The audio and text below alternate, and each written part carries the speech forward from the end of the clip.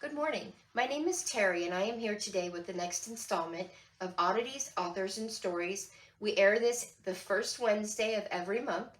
We have a great researcher on staff, Miss Jessica Brown, who does the hard work behind the scenes.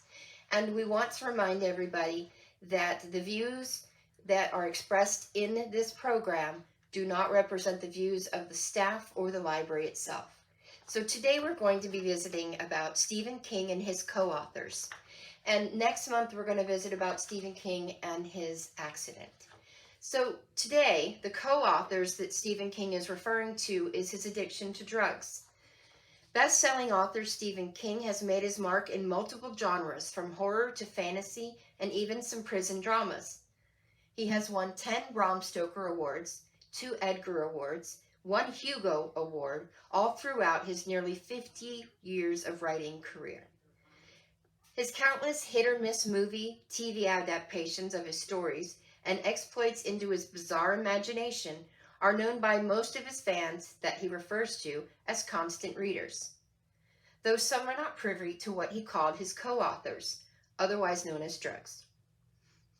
During the 70s and 80s, King has claimed that a decent amount of his stories from those decades were co-authored by cocaine or whatever other drug was in.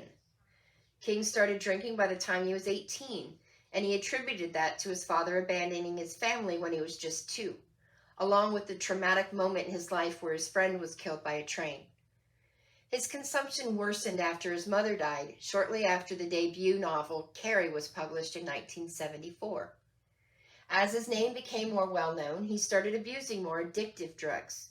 His third novel, published in 1977, The Shining, seems almost semi-autobiographical when you consider that the protagonist, Jack Torrance, was also an alcoholic.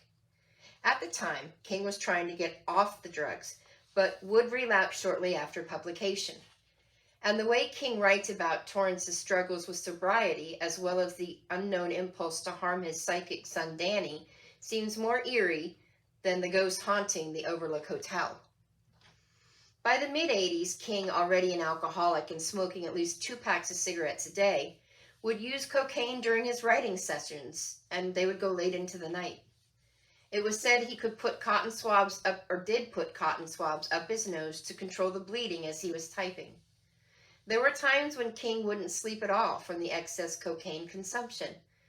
That spiraled him into abusing NyQuil, the cough medicine, even Listerine, to force himself to sleep. Sometime after writing Cujo, a story he claims he barely remembers writing, and blames the drugs for that, his wife Tabitha had had enough, and along with their children and friends, they staged an intervention. The day before, she raided his office where he would write, and what she found was shocking. She dumped all of the drugs, the beer cans, the cigarette butts, the various paraphernalia, and over-the-counter medications right in front of him on the rug. She then gave him an ultimatum: get sober or get out. In another nod to The Shining, Tabitha threatened to leave him as well. It took several years of rehabilitation, but by the time Needful Things was published in 1991, King was sober and has remained so to this day. Well, except for when he had to take pain medications like Oxycontin after his 1999 car accident. But as I said, that'll be a story for next month.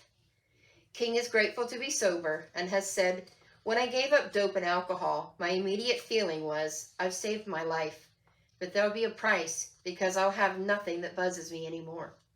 But I enjoyed my kids very much. My wife loved me and I loved her, and I discovered that writing was enough." While on the subject of co-authors, 2 of his children, Joe Hill and Owen King, have become writers as well.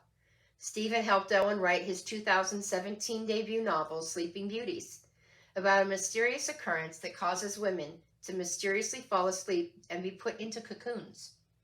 He has also helped Joe write a few short stories that have yet to be published.